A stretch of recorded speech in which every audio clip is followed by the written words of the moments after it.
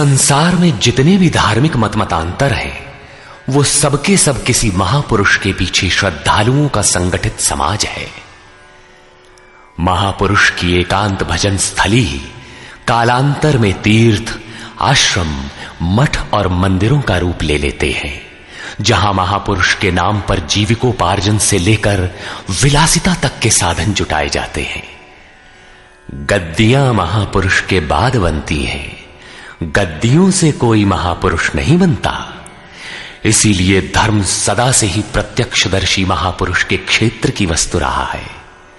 गीता ऐसे ही निर्विवाद महापुरुष योगेश्वर भगवान श्री कृष्ण की वाणी है, जिसके चिरंतन सत्यों से आपका साक्षात करा रहा है यथार्थ गीता का ये कैसेट प्रसारण।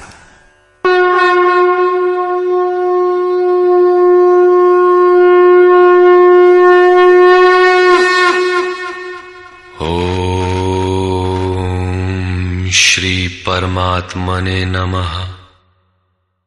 यथार्थ गीता, श्रीमद् भगवद गीता, अथैकादशो अध्यायः। गत अध्याय में योगेश्वर श्री कृष्ण ने अपनी प्रधान प्रधान विभूतियों का संक्षिप्त विवरण प्रस्तुत किया, किंतु अर्जुन को लगा कि उसने विस्तार से सुन लिया है। उसने कहा कि आपकी वाणी सुनने से मेरा सारा मोह नष्ट हो गया, अज्ञान नष्ट हो गया। आपने जो कहा उसे प्रत्यक्ष देखना चाहता हूं। सुनने और देखने में पश्चिम और पूर्व का अंतर है। चलकर देखने पर वस्तु स्थिति कुछ और ही होती है। अर्जुन ने उस रूप को देखा तो कांपने लगा, क्षमा याचना करने लगा। क्या ज्ञानी भयभीत होता है? उसे कोई जिज्ञासा रह जाती है? नहीं, बौद्धिक स्तर की जानकारी सदैव धूमिल रहती है। हां, वो यथार्थ जानकारी के लिए प्रेरणा अवश्य देती है। इसलिए अर्जुन ने निवेदन किया। अर्जुन उवाच,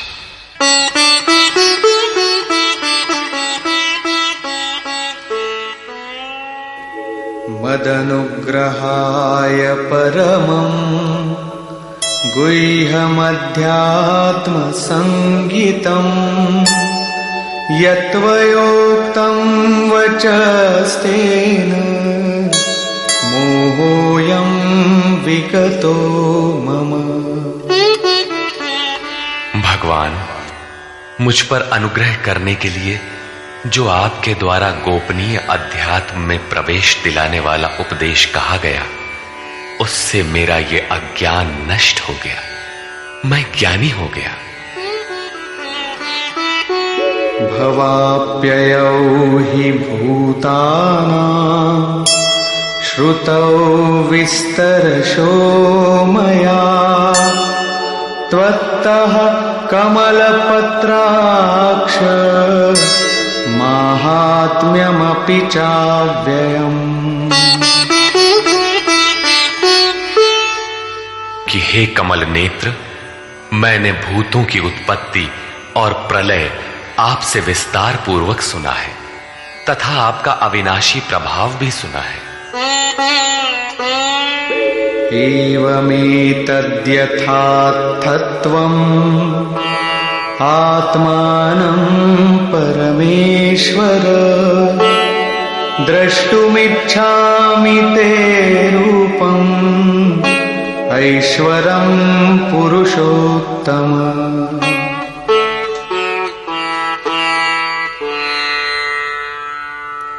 हे परमेश्वर, आप अपने को जैसा कहते हैं ये ठीक ऐसा ही है, इसमें कोई संदेह नहीं है, किंतु मैंने उसे केवल सुना है। अतः हे पुरुषोत्तम, उस ऐश्वर्य युक्त स्वरूप को मैं प्रत्यक्ष देखना चाहता हूं। मन्यसे यदि तच्छक्यम् मया द्रष्टुमिति प्रभो योगेश्वर ततो मे त्वं दर्शयात्मानमव्ययम्। हे प्रभु, मेरे द्वारा आपका वो रूप देखा जाना संभव है।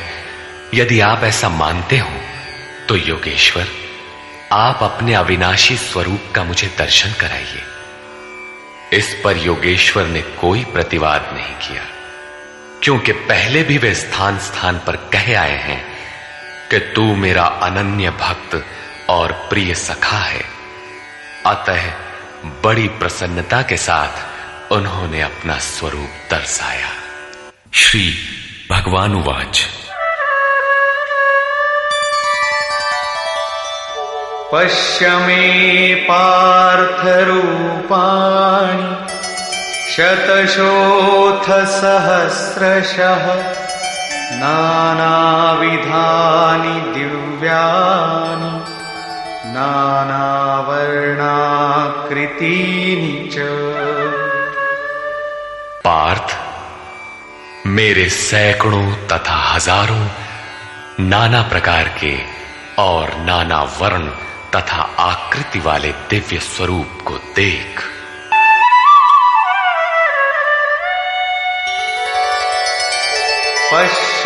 पश्यादित्यान् वसून् रुद्रान् अश्विनो मरुतस्तथा बहून्यदृष्टपूर्वाणि पश्याश्चर्याणि भारत। हे भारत, अदिति के 12 पुत्रों, 8 वसुओं, 11 रुद्रों, दोनों अश्विनी कुमारों और 49 मरुदगणों को देख, तथा अन्य बहुत से पहले तुम्हारे द्वारा कभी न देखे हुए आश्चर्यमय रूपों को देख।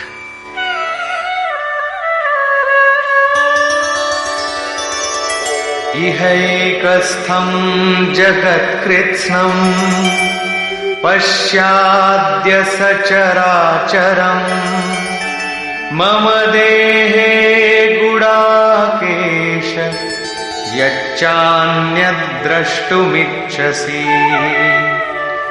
अर्जुन, अब मेरे इस शरीर में एक ही स्थान पर स्थित हुए चराचर सहित संपूर्ण जगत को देख, तथा और भी जो कुछ देखना चाहता है वो देख। इस प्रकार तीनों श्लोकों तक भगवान लगातार दिखाते चले गए, किंतु अर्जुन को कुछ दिखाई नहीं पड़ा। वो आंखें मलता रह गया। अतः ऐसा दिखाते हुए भगवान सहसा रुक जाते हैं और कहते हैं, न तु मां शक्यसे द्रष्टुम् अनेनैव स्वचक्षुषा दिव्यं ददामि ते चक्षुः पश्य मे योगमैश्वरम्। अर्जुन, तू मुझे अपने नेत्रों द्वारा अर्थात बौद्धिक दृष्टि द्वारा देखने में समर्थ नहीं है, इसलिए मैं तुझे दिव्य अर्थात अलौकिक दृष्टि देता हूं, जिससे तू मेरे प्रभाव और योग शक्ति को देख। इधर योगेश्वर श्री कृष्ण के कृपा प्रसाद से अर्जुन को वही दृष्टि प्राप्त हुई, उसने देखा, और उधर योगेश्वर व्यास के कृपा प्रसाद से वही दृष्टि संजय को मिली थी। जो कुछ अर्जुन ने देखा अक्षरशः वही संजय ने भी देखा और उसके प्रभाव से अपने को कल्याण का भागी बनाया। स्पष्ट है कि श्री कृष्ण एक योगी के समकक्ष है। संजय उवाच।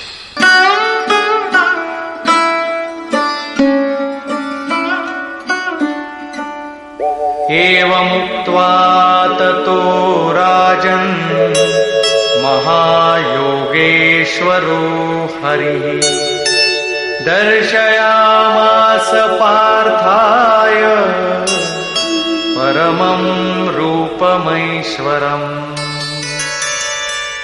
संजय बोला, हे राजन, महायोगेश्वर हरि ने इस प्रकार कहकर उसके उपरांत पार्थ को अपना परम ऐश्वर्य युक्त दिव्य स्वरूप दिखाया, जो स्वयं योगी है और दूसरों को भी योग प्रदान करने की जिसमें क्षमता हो, जो योग का स्वामी हो, उसे योगेश्वर कहते हैं। इसी प्रकार सर्वस्व का हरण करने वाला हरि है। यदि केवल दुखों का हरण किया और सुख छोड़ दिया तो दुख आएगा। अतः सब पापों के नाश के साथ सर्वस्व का हरण करके अपना स्वरूप देने में जो सक्षम है वो हरि है। उन्होंने पार्थ को अपना दिव्य स्वरूप दिखाया। सामने तो खड़े ही थे। अनेक वक्त्र नयनम अनेकाद्भुत दर्शनम अनेक दिव्याभरणम दिव्यानीकोद्यतायुधम। अनेक मुख और नेत्रों से युक्त, अनेक अद्भुत दर्शनों वाले, अनेक दिव्य भूषणों से युक्त और अनेक दिव्य शस्त्रों को हाथ से उठाए तथा दिव्यमाल्याम्बरधरम दिव्यगंधानुलेपनम सर्वाश्चर्यमयं देवं अनंतं विश्वतोमुखम्। दिव्य माला और वस्त्रों को धारण किए हुए, दिव्य गंध का अनुलेपन किए हुए, सब प्रकार के आश्चर्यों से युक्त, सीमा रहित विराट स्वरूप परमदेव को दृष्टि मिलने पर अर्जुन ने देखा। दिवि सूर्य सहस्रस्य भवेद्युगपदुत्थिता यदि भासदृशी सा स्यात् भासस्तस्य महात्मनः। संजय बोला, हे राजन, आकाश में एक साथ 1000 सूर्यों के उदय होने से जितना प्रकाश होता है, वो भी विश्व रूप उन महात्मा के प्रकाश के सदृश कदाचित ही हो। यहां श्री कृष्ण महात्मा ही है, योगेश्वर थे।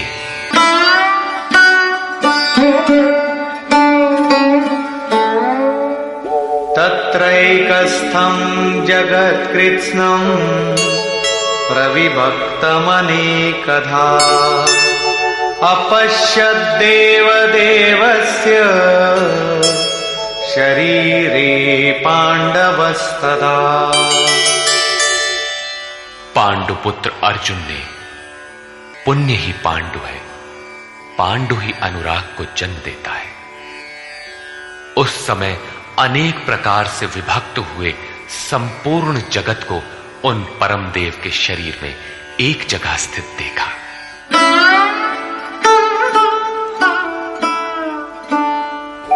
ततः स विस्मयाविष्टो हृष्टरोमा धनञ्जयः प्रणम्य शिरसा देवं कृताञ्जलिरभाषत। इसके पश्चात आश्चर्य से युक्त हर्षित रोमों वाला वो अर्जुन परमात्मा देव को शिर से प्रणाम कर हाथ जोड़कर बोला। यहां अर्जुन ने अंतःकरण से नमन किया और कहा, अर्जुन उवाच,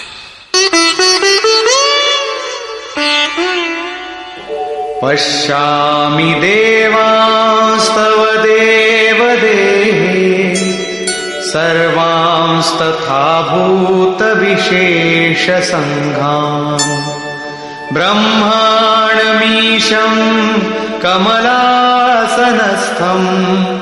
ऋषींश्च सर्वानुरगांश्च दिव्यान्।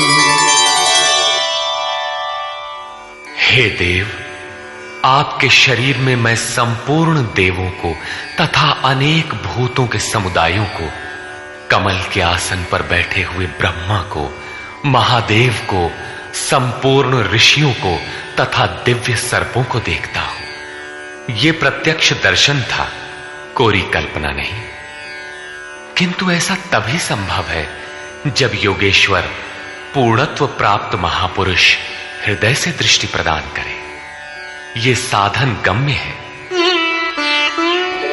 अनेक बाहूदर वक्त्र नेत्रम् पश्यामि त्वां सर्वतोऽनन्तरूपम् नान्तं न मध्यं न पुनस्तवादिम् पश्यामि विश्वेश्वर विश्वरूप। विश्व के स्वामी, मैं आपको अनेक हाथ, पेट, मुख और नेत्रों से संयुक्त तथा सब ओर से अनंत रूपों वाला देखता हूं। हे विश्वरूप, न मैं आपके आदि को, न मध्य को और न अंत को ही देखता हूं, अर्थात आपके आदि, मध्य और अंत का निर्णय नहीं कर पा रहा हूं। किरीटिनं गदिनं चक्रिणं च तेजो राशिं सर्वतो दीप्तिमन्तम् पश्यामि त्वां दुर्निरीक्षं समन्तात् दीप्तानलार्कद्युतिमप्रमेयम्। मैं आपको मुकुट युक्त, गदा युक्त, चक्र युक्त, सब ओर से प्रकाशमान तेज पुंज स्वरूप, प्रज्वलित अग्नि और सूर्य के सदृश, देखने में दुष्कर अर्थात कठिनाई से देखा जाने वाला और सब ओर से बुद्धि आदि से ग्रहण न हो सकने वाला अप्रमेय देखता हूं। इस प्रकार संपूर्ण इंद्रियों से पूर्णतया समर्पित होकर योगेश्वर श्री कृष्ण को इस रूप में देखकर अर्जुन उनकी स्तुति करने लगा। त्वमक्षरं परमं वेदितव्यम् त्वमस्य विश्वस्य परं निधानम् त्वमव्ययः शाश्वतधर्मगोप्ता सनातनस्त्वं पुरुषो मतो मे।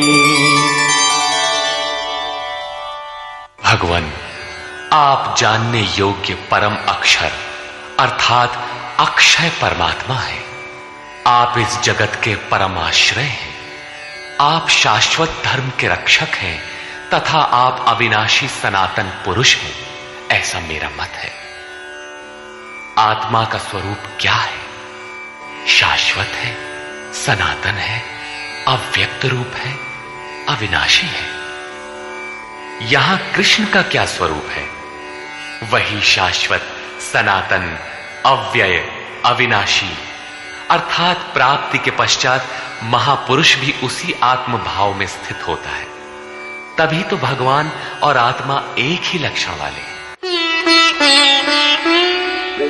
अनादिमध्यान्तमनंत वीर्यम् अनंत बाहुं शशि सूर्य नेत्रम् पश्यामि त्वां दीप्तहुताशवक्त्रम् स्वतेजसा विश्वमिदं तपन्तम्। हे परमात्मन, मैं आपको आदि, मध्य और अंत से रहित, अनंत सामर्थ्य से युक्त, अनंत हाथों वाला, चंद्रमा और सूर्य रूपी नेत्रों वाला तथा प्रज्वलित अग्नि रूपी मुख वाला तथा अपने तेज से इस जगत को तपाते हुए देखता हूं।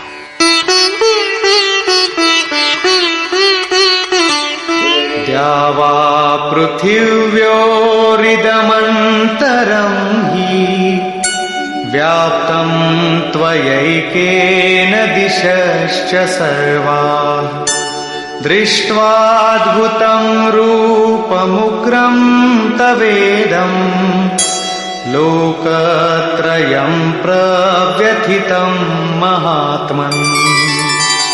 हे महात्मन, अंतरिक्ष और पृथ्वी के बीच का संपूर्ण आकाश तथा सब दिशाएं एकमात्र आपसे ही परिपूर्ण है। आपके इस अलौकिक भयंकर रूप को देखकर तीनों लोक अत्यंत व्यथित हो रहे हैं। अमीहि त्वां सुरसङ्घा विशन्ति केचिद्भीताः प्राञ्जलयो गृह्णन्ति स्वस्तीत्युक्त्वा महर्षिसिद्धसङ्घाः स्तुवन्ति त्वां स्तुतिभिः पुष्कलाभिः। वे देवताओं के समूह आप में ही प्रवेश कर रहे हैं और कई एक भयभीत होकर हाथ जोड़े हुए आपके गुणों का गान कर रहे हैं। महर्षि और सिद्धों के समुदाय स्वस्ति वाचन अर्थात कल्याण हो ऐसा कहते हुए संपूर्ण स्तोत्रों द्वारा आपकी स्तुति कर रहे हैं। रुद्रादित्या वसवो ये च साध्या विश्वेश्विनो मरुतश्चोष्मपाश्च गन्धर्वयक्षासुरसिद्धसङ्घा वीक्षन्ते त्वां विस्मिताश्चैव सर्वे। रुद्र, आदित्य, वसु, साध्य, विश्वदेव, अश्वनी कुमार, वायुदेव और पितरों तथा गंधर्व, यक्ष, राक्षस और सिद्धों के समुदाय सभी आश्चर्य से आपको देख रहे हैं, अर्थात देखते हुए भी समझ नहीं पा रहे, क्योंकि उनके पास वो दृष्टि ही नहीं है। कृष्ण ने पीछे बताया था कि आसुरी स्वभाव वाले लोग मुझे तुच्छ कहकर संबोधित करते हैं, सामान्य मनुष्य जैसा मानते हैं, जबकि मैं परम भाव में परमेश्वर रूप में स्थित हूं। यद्यपि हूं मनुष्य शरीर के आधार वाला, उसी का विस्तार यहां है कि वे आश्चर्य से देख रहे हैं, यथार्थतः समझ नहीं पा रहे हैं, नहीं देखते।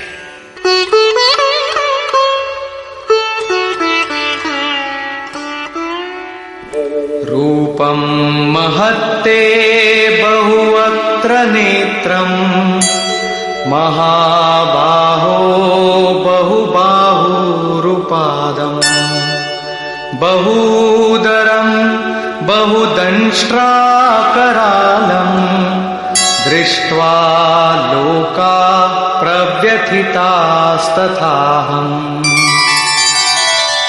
महाबाहो, कृष्ण महाबाहु है और अर्जुन है। प्रकृति से परे महान सत्ता में जिसका कार्य क्षेत्र हो वो महाबाहु है। कृष्ण महानता के क्षेत्र में पूर्ण है, अधिकतम सीमा में है।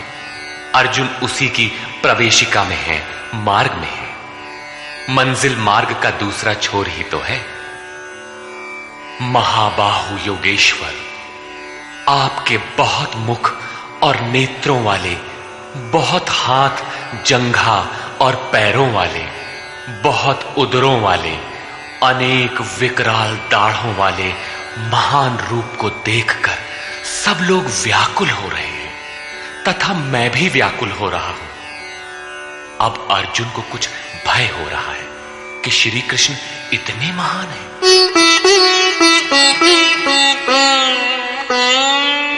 नभस्पृशं दीप्तमनेकवर्णम्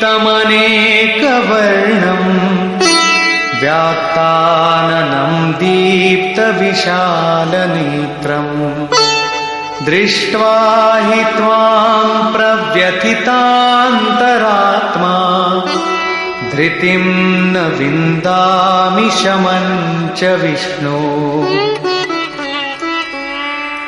विश्व में सर्वत्र अणुरूप से व्याप्त हे विष्णु, आकाश को स्पर्श किए हुए प्रकाशमान अनेक रूपों से युक्त फैलाए हुए मुख और प्रकाशमान विशाल नेत्रों से युक्त आपको देखकर विशेष रूप से भयभीत अंतःकरण वाला मैं धैर्य और मन के समाधान रूपी शांति को नहीं पा रहा। दंष्ट्राकरालानि च ते मुखानि दृष्ट्वैव कालानलसन्निभानि दिशो न जाने न लभे च शर्म प्रसीद देवेश जगन्निवास। आपके विकराल दाढ़ों वाले और कालाग्नि के समान प्रज्वलित मुखों को देखकर मैं दिशाओं को नहीं जान पा रहा हूं। चारों ओर प्रकाश देखकर दिशा भ्रम हो रहा है। आपका ये रूप देखते हुए मुझे सुख भी नहीं मिल रहा है। देवेश, हे जगन निवास, आप प्रसन्न हो। अमी च त्वां धृतराष्ट्रस्य पुत्राः सर्वे सहैवावनिपालसङ्घैः भीष्मो द्रोणः सूतपुत्रस्तथासौ सहास्मदीयैरपि योधमुख्यैः।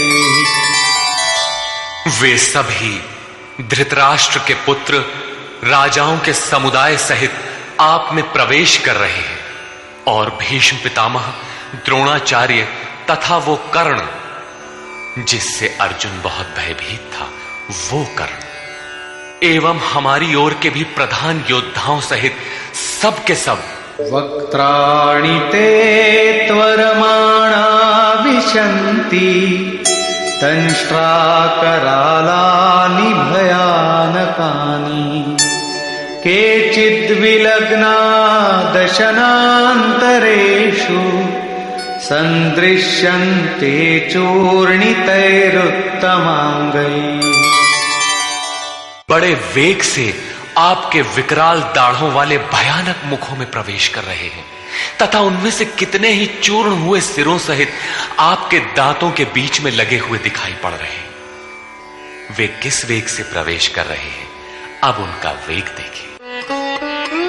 यथा नदीनां बहवोऽम्बुवेगाः समुद्रमेवाभिमुखा द्रवन्ति तथा तवामी नरलोकवीरा विशन्ति वक्त्राण्यभिविज्वलन्ति। जैसे नदियों के बहुत से जल प्रवाह अपने में विकराल होते हुए भी समुद्र की ओर दौड़ते हैं, समुद्र में प्रवेश करते हैं, ठीक उसी प्रकार वे शूरवीर मनुष्यों के समुदाय आपके प्रज्वलित मुखों में प्रवेश कर रहे हैं। अर्थात वे अपने में शूरवीर तो हैं, किंतु आप समुद्रवत हैं। आपके समक्ष उनका बल अत्यल्प है।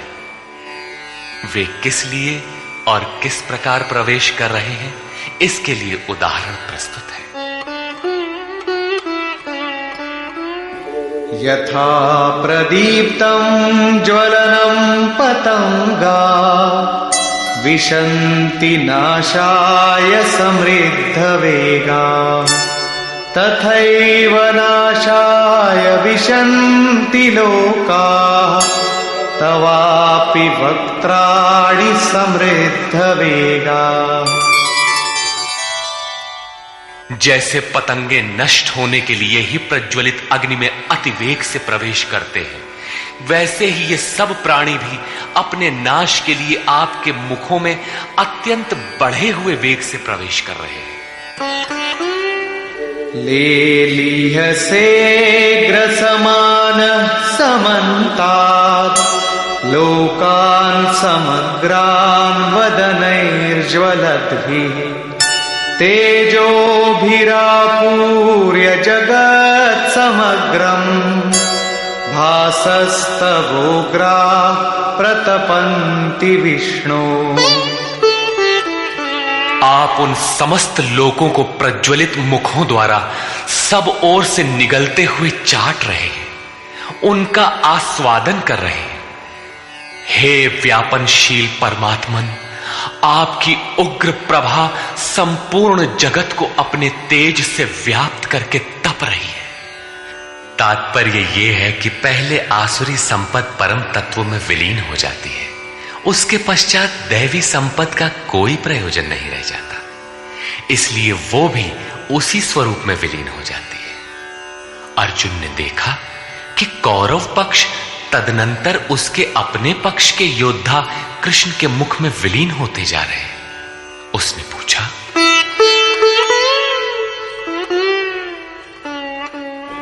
आख्याहि मे को भवानुग्र रूपो नमोस्तु ते देववर प्रसीद विज्ञातुमिच्छामि भवन्तमाद्यं न हि प्रजानामि तव प्रवृत्तिम्।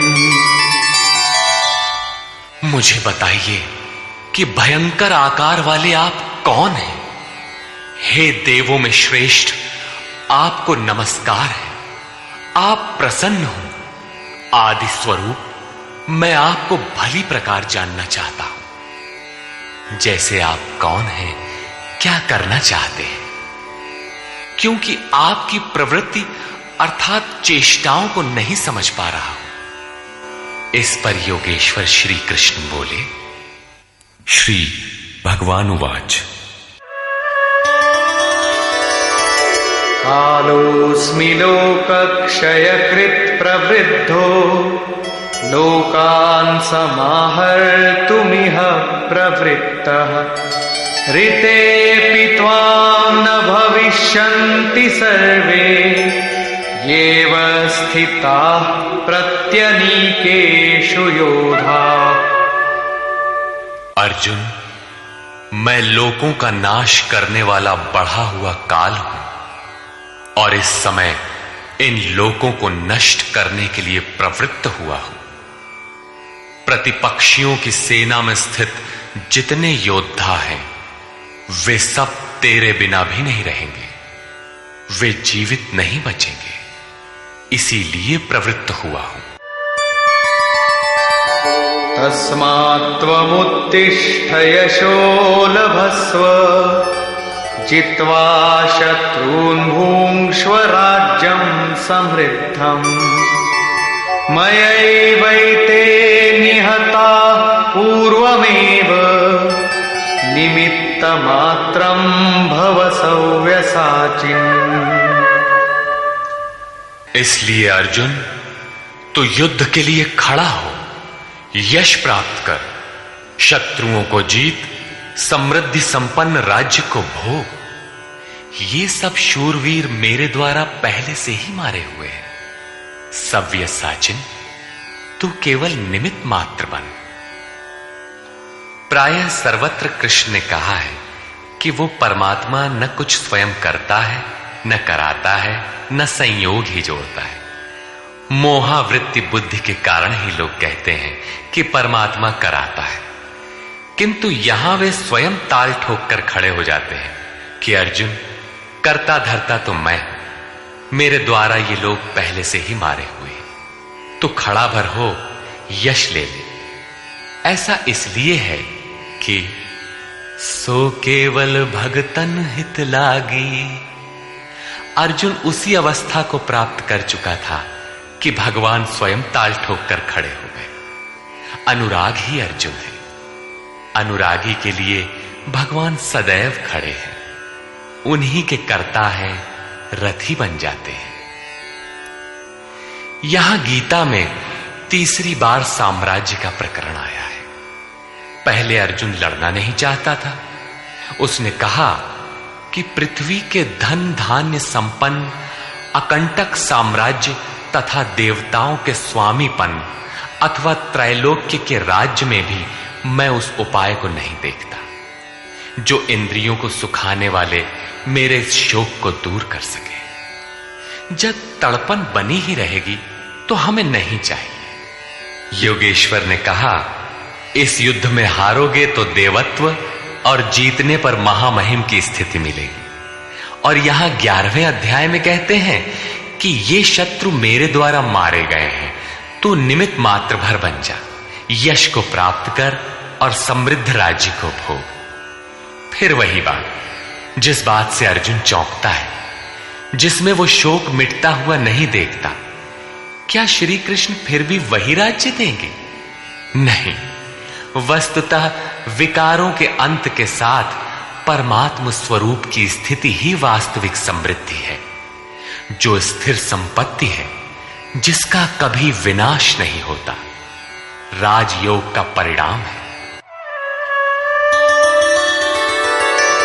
द्रोणं च भीष्मं च जयद्रथं च कर्णं तथान्यानपि योधवीरान् मया हतांस्त्वं जहिमा व्यथिष्ठा युध्यस्व जेतासि रणे सपत्नान्।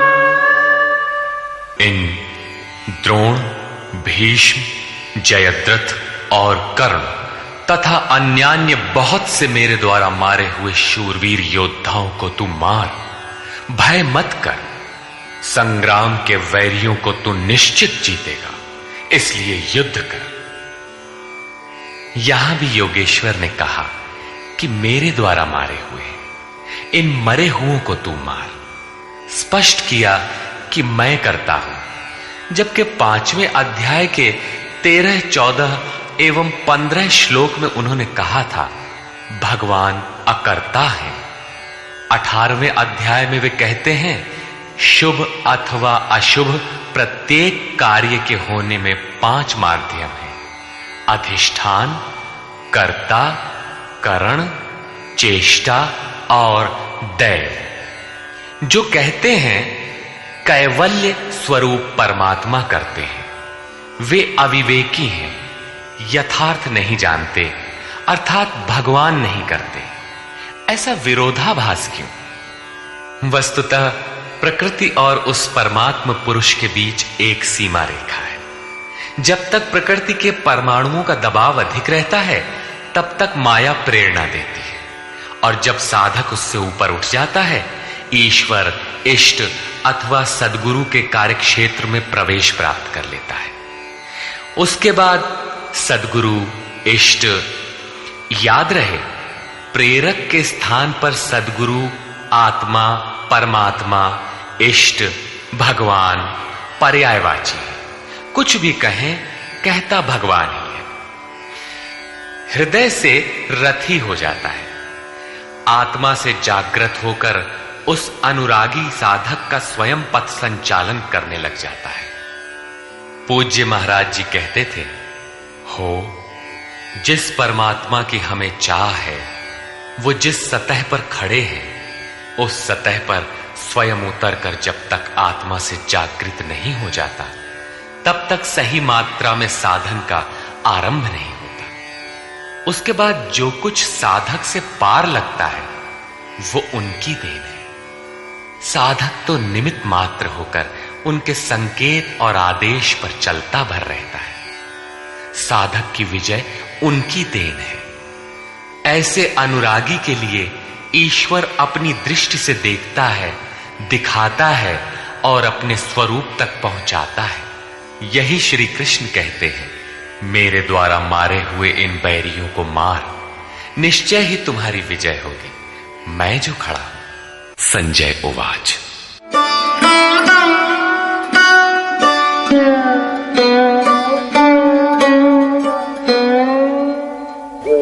एतत् श्रुत्वा वचनं केशवस्य कृताञ्जलिर्वेपमानः किरीटी नमस्कृत्वा भूय एवाह कृष्णं सगद्गदं भीतभीतः प्रणम्य।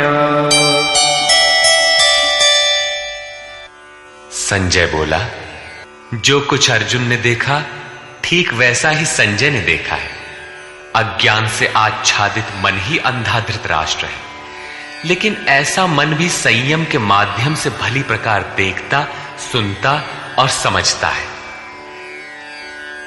केशव के इन उपर्युक्त वचनों को सुनकर किरीटधारी अर्जुन भयभीत होकर कांपता हुआ हाथ जोड़कर नमस्कार करके फिर श्री कृष्ण से इस प्रकार गदगद वाणी में ही बोला।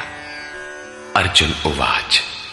स्थाने ऋषिकेश तव प्रकीर्त्या जगत् प्रहृष्यत्यनुरज्यते च रक्षांसि भीतानि दिशो द्रवन्ति सर्वे नमस्यन्ति च सिद्धसंघाः। हे अंतर्यामिन ऋषिकेश, ये उचित ही है कि आपकी कीर्ति से संसार हर्षित होता है और अनुराग को प्राप्त होता है।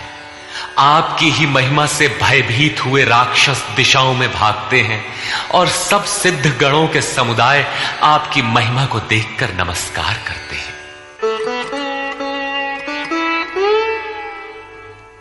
कस्माच्च तेन न मेरन्महात्मन् गरीयसे ब्रह्मणोऽप्यादिकर्त्रे अनंत देवेश जगन्निवास त्वमक्षरं सदसत्तत्परं यत्। हे महात्मन, ब्रह्मा के भी आदिकर्ता और सबसे बड़े, आपके लिए वे सब कैसे नमस्कार न करें, क्योंकि हे अनंत, हे देवेश, हे जगन्निवास, सत, असत और उनसे भी परे अक्षर अर्थात अक्षय स्वरूप आप ही हैं। अर्जुन ने अक्षय स्वरूप का प्रत्यक्ष दर्शन किया था। केवल बौद्धिक स्तर पर कल्पना करने या मान लेने मात्र से कोई ऐसी स्थिति नहीं मिलती जो अक्षय हो। अर्जुन का प्रत्यक्ष दर्शन उसकी आंतरिक अनुभूति है। उसने सविनय कहा, त्वमादिदेव पुरुषः पुराण त्वमस्य विश्वस्य परं निधानम् वेत्तासि वेद्यं च परं च धाम त्वया ततं विश्वमनन्तरूप। आप आदिदेव और सनातन पुरुष हैं। आप इस जगत के परम आश्रय और जानने वाले हैं, जानने योग्य हैं तथा परम धाम है। हे अनंत स्वरूप, आपसे ये संपूर्ण जगत व्याप्त है, आप सर्वत्र हैं। वायुर्यमोऽग्निर्वरुण शशाङ्कः प्रजापतिस्त्वं प्रपितामहश्च नमो नमस्तेस्तु सहस्रकृत्वः पुनश्च भूयोऽपि नमो नमस्ते। आप ही वायु, यमराज, अग्नि, वरुण, चंद्रमा तथा प्रजा के स्वामी ब्रह्मा और ब्रह्मा के भी पिता हैं। आपको हजारों बार नमस्कार है, फिर भी बार बार नमस्कार है। अतिशय श्रद्धा और भक्ति के कारण नमन करते हुए अर्जुन को तृप्ति नहीं हो रही है। वो कहता है, नमः पुरस्तादथ पृष्ठतस्ते नमोऽस्तु ते सर्वत एव सर्व अनन्तवीर्यामितविक्रमस्त्वं सर्वं समाप्नोषि ततोऽसि सर्वः। हे अत्यंत सामर्थ्य वाले, आपको आगे से और पीछे से भी नमस्कार हो। हे सर्वात्मन, आपको सब ओर से ही नमस्कार हो, क्योंकि हे अत्यंत पराक्रमशाली, आप सब ओर से संसार को व्याप्त किए हुए, इसलिए आप ही सर्वरूप और सर्वत्र हैं। इस प्रकार बार बार नमस्कार करके भयभीत अर्जुन अपनी भूलों के लिए क्षमा याचना करता है।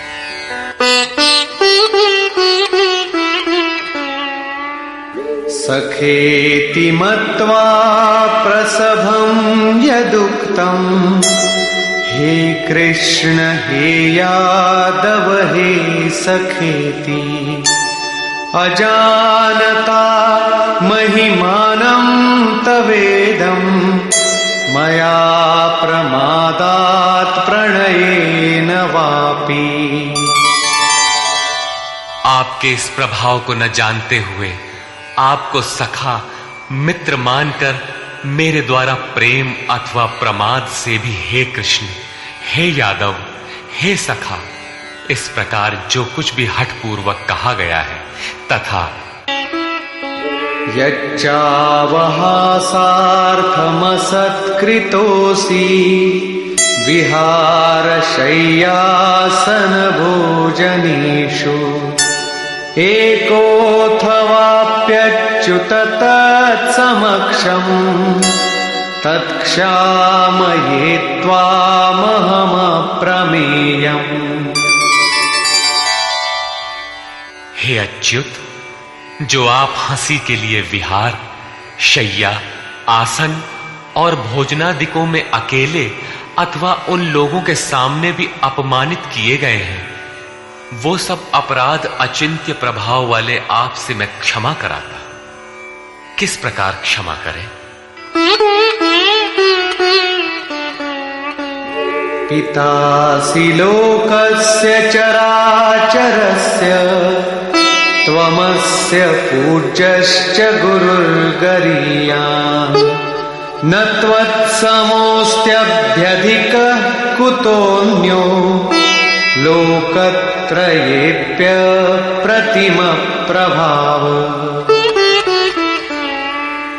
आप इस चराचर जगत के पिता, गुरु से भी बड़े गुरु और अति पूजनीय हैं, जिसकी कोई प्रतिमा नहीं, ऐसे अप्रतिम प्रभाव वाले। आपके समान तीनों लोकों में दूसरा कोई नहीं है, फिर अधिक कैसे होगा? आप सखा भी नहीं, सखा तो समकक्ष होता है।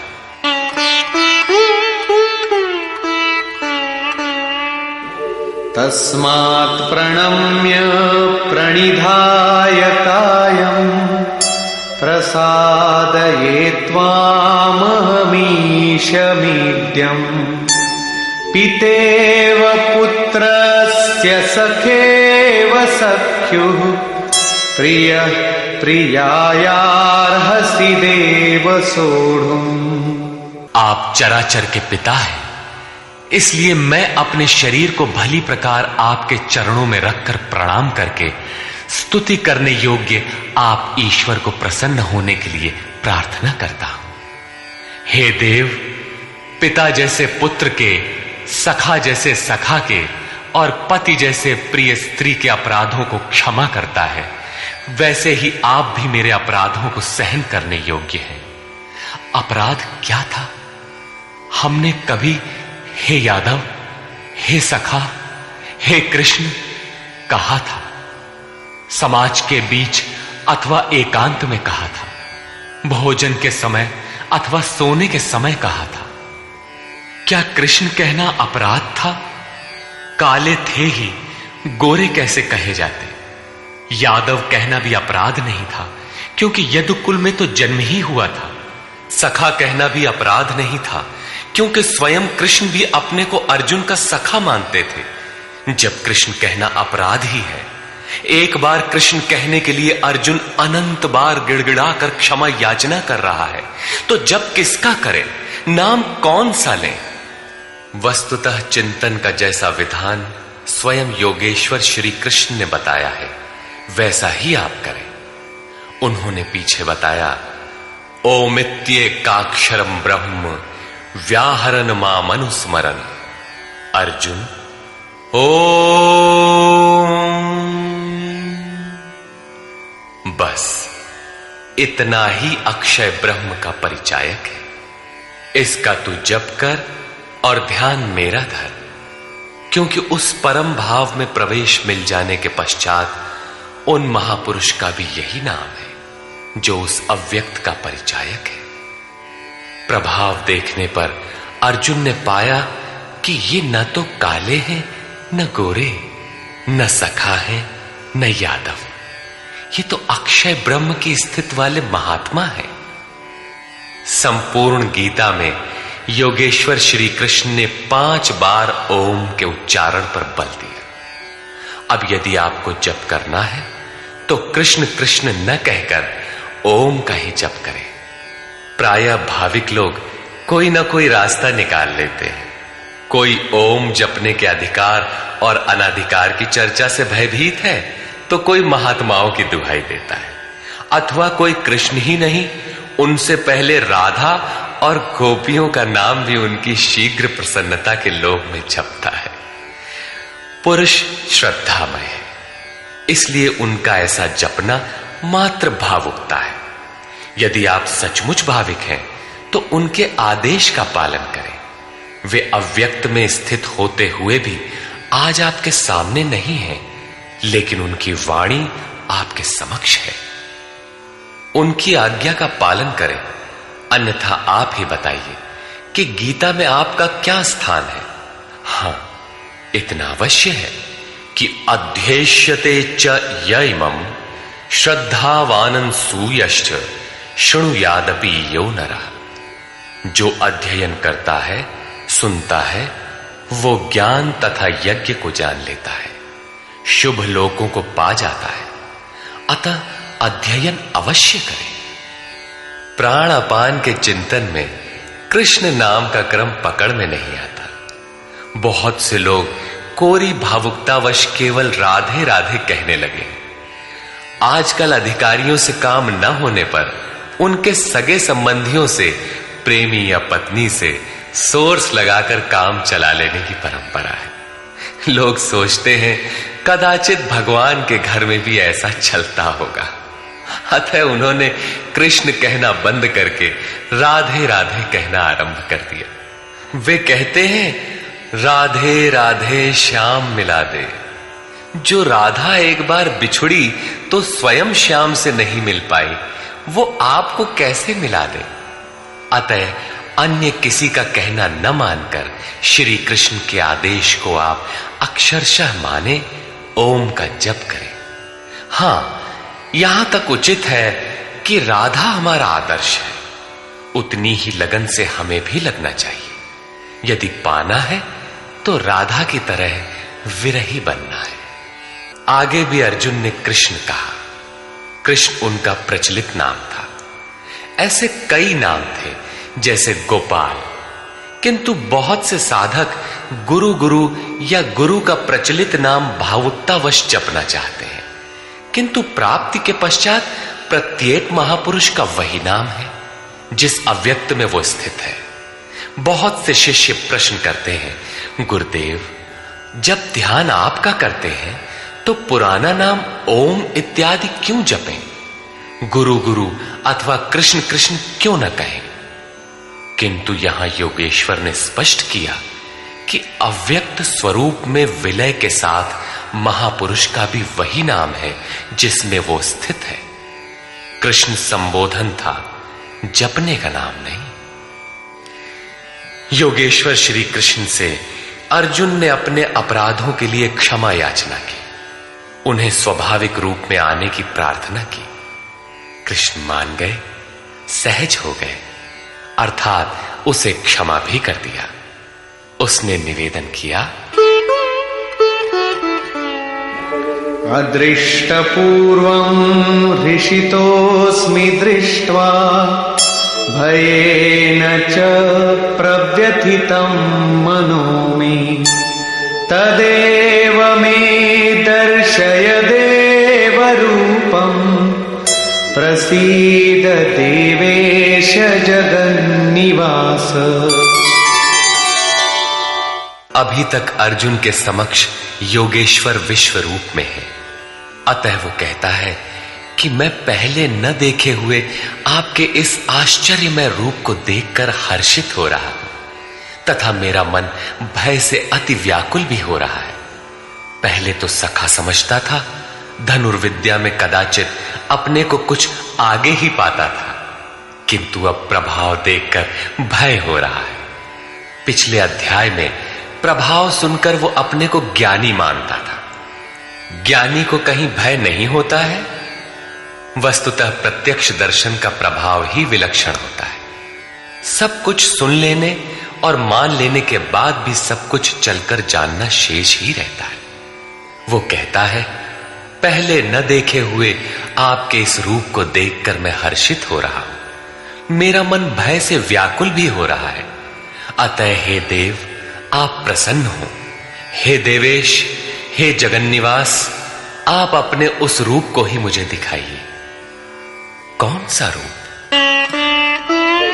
किरीटिनं गदिनं चक्रहस्तम् इच्छामि त्वां द्रष्टुमहं तथैव।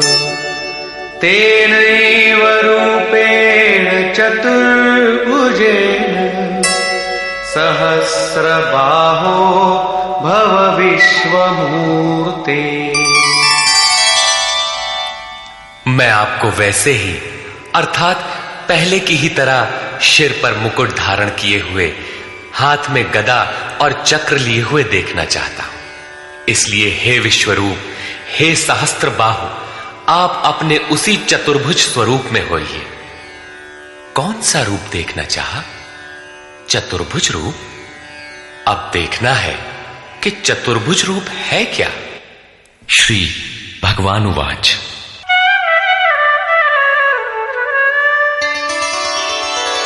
मया प्रसन्नेन तवार्जुनेदं रूपं परं दर्शितमात्मयोगात्। तेजोमयं विश्वमनन्तमाद्यं यन्मे त्वदन्येन न दृष्टपूर्वम्। इस प्रकार अर्जुन की प्रार्थना सुनकर श्री कृष्ण बोले, अर्जुन, मैंने अनुग्रह पूर्वक अपनी योग शक्ति के प्रभाव से अपना परम तेजोमय, सबका आदि और सीमा रहित विश्व रूप तुझे दिखाया है, जिसे तेरे सिवाय दूसरे किसी ने पहले कभी नहीं देखा। न वेदयज्ञाध्ययनैर्न दानैः न च क्रियाभिर्न तपोभिरुग्रैः एवं रूपः शक्य अहं त्रिलोके द्रष्टुं त्वदन्येन कुरु प्रवीर।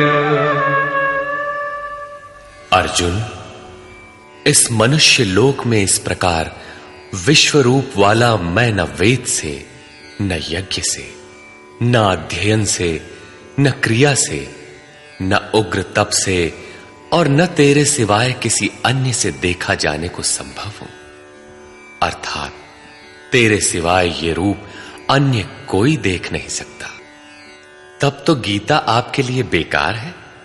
भगवत दर्शन की भी योग्यताएं अर्जुन तक सीमित रह गई, जबकि पीछे बताए आए हैं कि अर्जुन, राग, भय और क्रोध से रहित अनन्य मन से मेरी शरण हुए बहुत से लोग ज्ञान रूपी तप से पवित्र होकर साक्षात मेरे स्वरूप को प्राप्त हो चुके हैं। यहां कहते हैं तेरे सिवाय न कोई देख सका है और न भविष्य में कोई देख सकेगा। अतः अर्जुन कौन है? क्या कोई पिंडधारी है? कोई शरीरधारी है? नहीं, वस्तुतः अनुराग ही अर्जुन है। अनुराग विहीन पुरुष न कभी देख सका है और न भविष्य में कभी देख सकेगा। सब ओर से चित्त समेटकर एकमात्र इष्ट के अनुरूप राग ही अनुराग है। अनुरागी के लिए ही प्राप्ति का विधान है। माते व्यथा मा च विमूढ़ भावो दृष्ट्वा रूपं घोरमीद्रिं ममेदम् व्यपेतभिप्रीतमनाः पुनस्त्वं तदेव मे रूपमिदं प्रपश्य। इस प्रकार के मेरे इस विकराल रूप को देखकर तुझे व्याकुलता न हो और मूढ़ भाव भी न हो कि घबराकर अलग हो जाओ। अब तू भय रहित और प्रीति युक्त मन से उसी मेरे इस रूप को अर्थात चतुर्भुज रूप को फिर देख। संजय उवाच। इत्यर्जुनं वासुदेवस्तथोक्त्वा स्वकं रूपं दर्शयामास भूयः आश्वासयामास च भीतमेनं भूत्वा पुनः सौम्य वपुर्महात्मा। संजय बोला, सर्वत्र वास करने वाले देव उन वासुदेव ने अर्जुन से इस प्रकार कहकर फिर वैसे ही अपने रूप को दिखाया। फिर महात्मा कृष्ण ने सौम्य वपुः अर्थात प्रसन्न होकर भयभीत अर्जुन को धैर्य दिया। अर्जुन बोला, अर्जुन उवाच,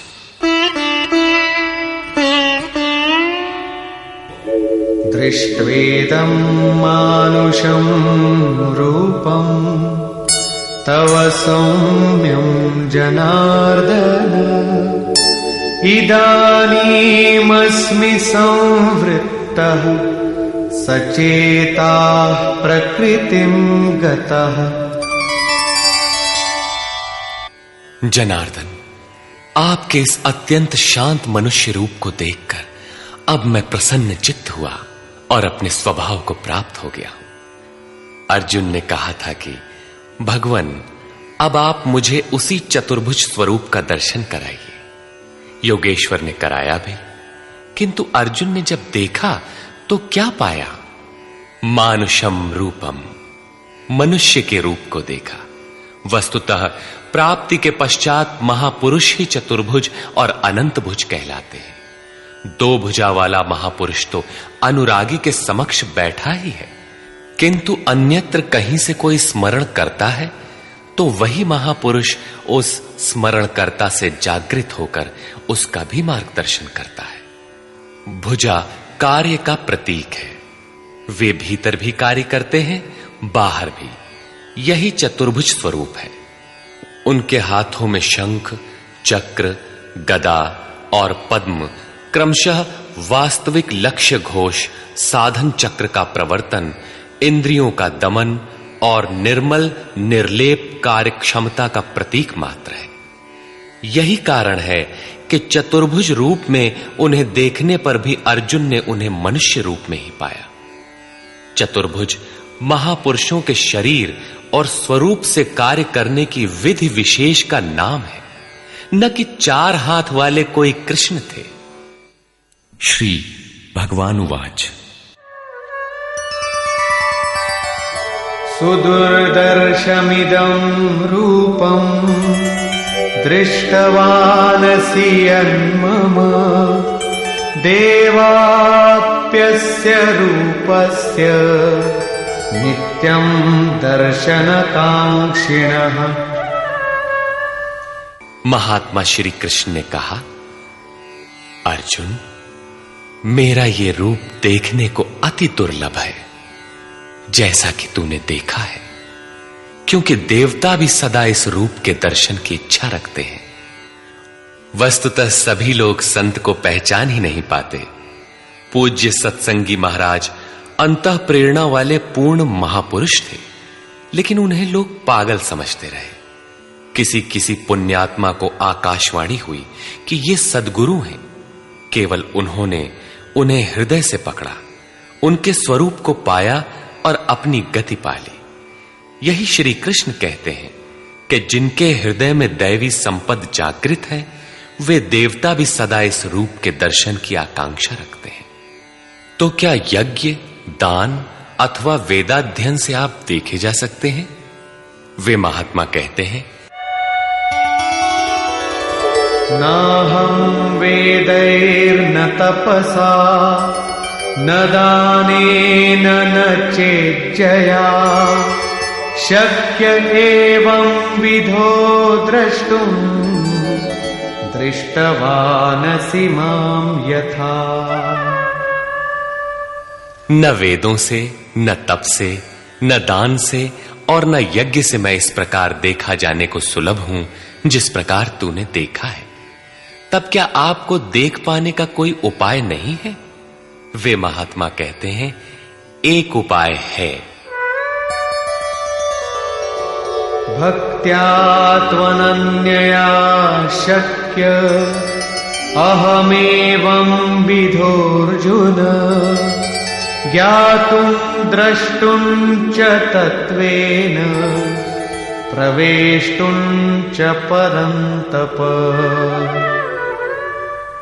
हे श्रेष्ठ तप वाले अर्जुन, अनन्य भक्ति द्वारा अर्थात सिवाय मेरे अन्य किसी देवता का स्मरण न करते हुए अनन्य श्रद्धा से तो मैं इस प्रकार प्रत्यक्ष देखने के लिए, तत्व से साक्षात जानने के लिए तथा प्रवेश करने के लिए भी सुलभ हूं। अर्थात उसकी प्राप्ति का एकमात्र सुगम माध्यम अनन्य भक्ति है। अंत में ज्ञान भी अनन्य भक्ति में परिणत हो जाता है, जैसा कि पीछे अध्याय 7 में द्रष्टव्य है। पीछे उन्होंने कहा कि तेरे सिवाय न कोई देख सका है न कोई देख सकेगा, जबकि यहां कहते हैं कि अनन्य भक्ति से न केवल मुझे देखा जा सकता है अपितु साक्षात जाना और मुझ में प्रवेश भी पाया जा सकता है। अर्थात अर्जुन अनन्य भक्त का नाम है, एक अवस्था का नाम है। अनुराग ही अर्जुन है। अंत में योगेश्वर श्री कृष्ण कहते हैं, मत्कर्म कृन्मत्परमो मद्भक्तः संगवर्जितः निर्वैरः सर्वभूतेषु यः स मामेति पांडव। हे अर्जुन, जो पुरुष मेरे द्वारा निर्दिष्ट कर्म अर्थात नियत कर्म यज्ञार्थ कर्म करता है, मत्परमः मेरे परायण होकर करता है, जो मेरा अनन्य भक्त है, संगवर्जितः किंतु संग दोष में रहते हुए वह कर्म नहीं हो सकता, अतः संग दोष से रहित होकर संपूर्ण भूत प्राणियों में बैर भाव से रहित है, वो मुझे प्राप्त होता है। तो क्या अर्जुन ने युद्ध किया? प्रण करके क्या उसने जयद्रथादि को मारा? निर्वैरः सर्वभूतेषु, यदि उन्हें मारता है तो भगवान को न देख पाता, जबकि अर्जुन ने देखा है। इससे सिद्ध है कि गीता में एक भी श्लोक ऐसा नहीं है जो बाह्य मारकाट का समर्थन करता हो। जो निर्दिष्ट कर्म यज्ञ की प्रक्रिया का आचरण करेगा, जो अनन्य भाव से उनके सिवाय किसी का स्मरण तक नहीं करेगा, जो संग दोष से अलग रहेगा, तो युद्ध कैसा? जब आपके साथ कोई है ही नहीं तो आप युद्ध किससे करेंगे? संपूर्ण भूत प्राणियों में जो बैर भाव से रहित है, मन से भी किसी को सताने की कल्पना न करे, वही मुझे प्राप्त होता है। तो क्या अर्जुन ने लड़ाई ली? कभी नहीं। वस्तुतः संग दोष से अलग रहकर जब आप अनन्य चिंतन में लगते हैं, निर्धारित यज्ञ की क्रिया में प्रवृत्त होते हैं, उस समय परिपंथी राग द्वेष काम क्रोध इत्यादि दुर्जय शत्रु बाधा के रूप में प्रत्यक्ष ही है। उनका पार पाना ही युद्ध है।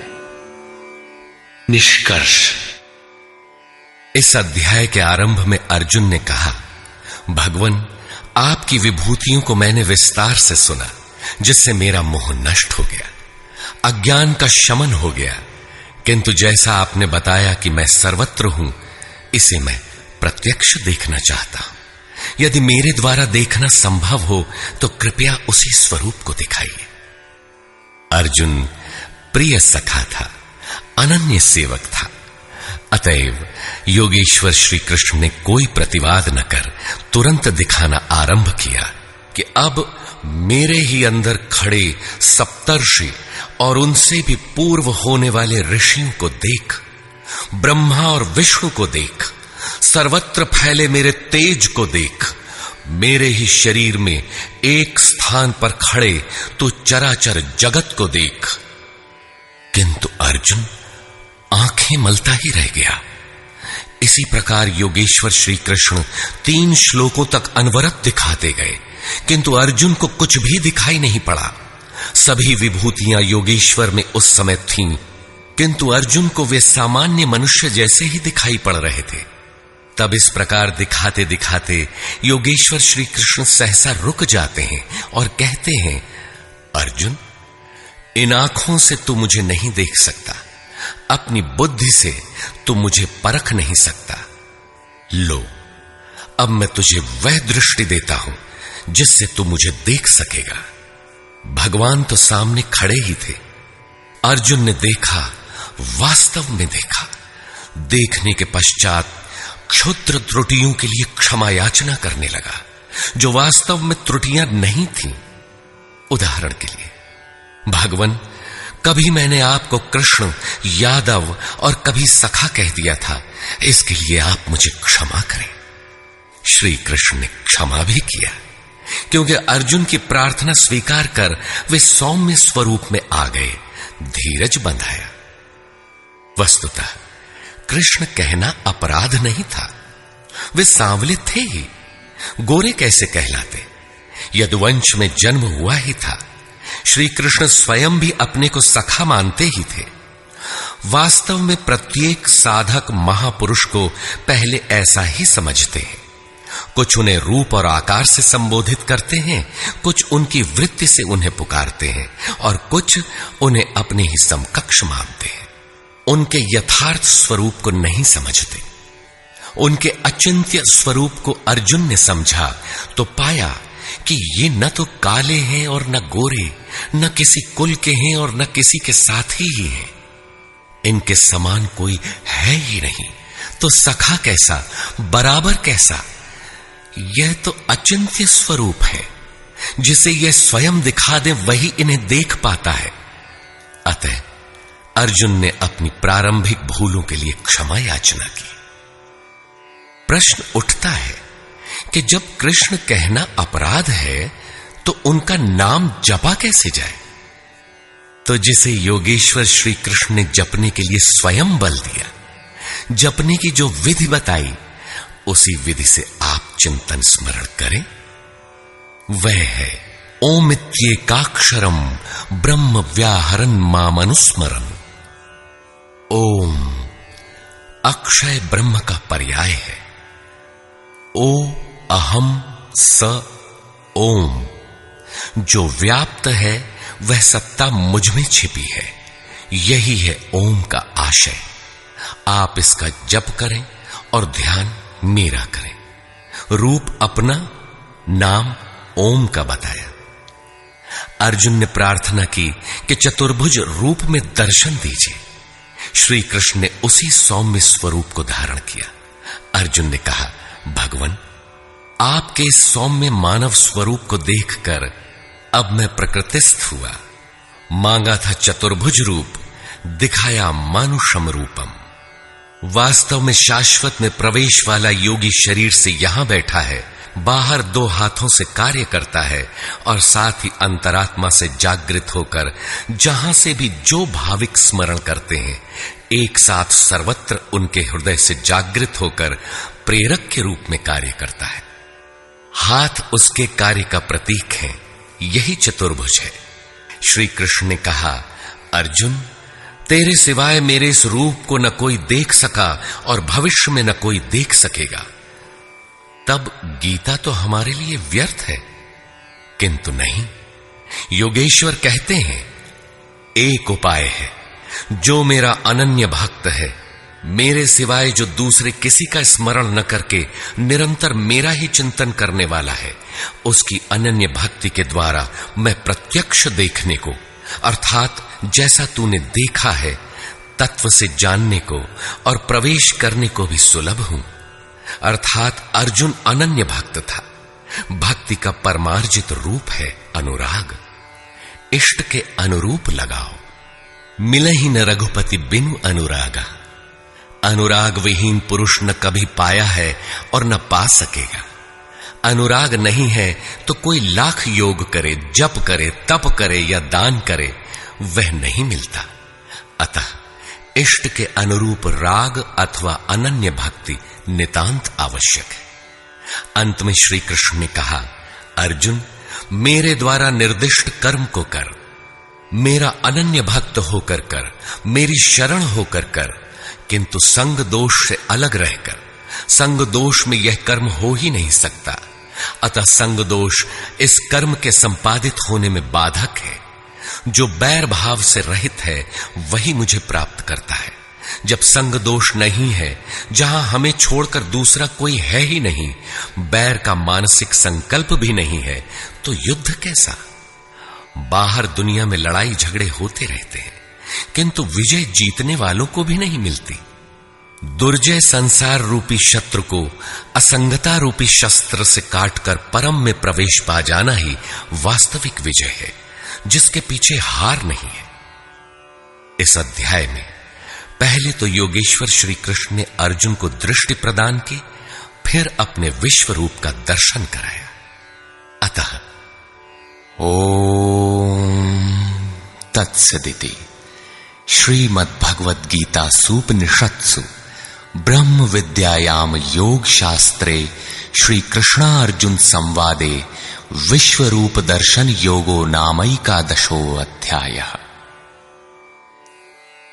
इस प्रकार स्वामी अड़गड़ानंद कृत श्रीमद् भगवद गीता का 11वां अध्याय पूर्ण होता है।